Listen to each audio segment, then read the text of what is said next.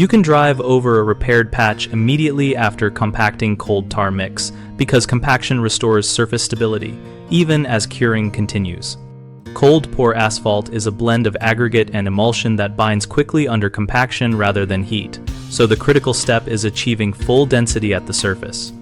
Start by cleaning the void thoroughly, removing debris, loose material, and standing water, then dry the edges if possible so the mix adheres well.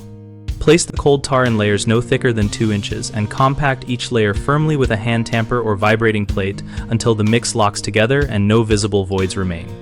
Feather the edges by tapering the patch to the surrounding pavement to prevent a lip that would shear under traffic and avoid overfilling since excess will be pushed out and create weak edges.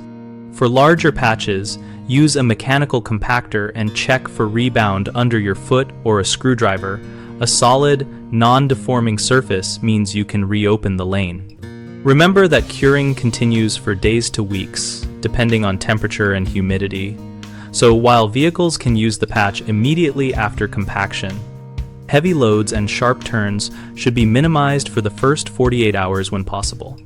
3 common problems are poor adhesion at the perimeter, insufficient compaction, and trapping moisture under the patch. If the edges lift, the usual cause is contaminated or damp surfaces. So always clean and, when practical, apply a light tack coat of emulsion to the sawed or clean edges to improve bonding. Insufficient compaction shows as loose material that dislodges under traffic, and the fix is to add material in thin lifts and compact each lift fully, using a heavier compactor for deep patches. Moisture trapped beneath the mix will prevent proper setting and cause premature failure, so ensure the hole is as dry as possible and avoid patching after heavy rain unless you can remove the water and dry the base first.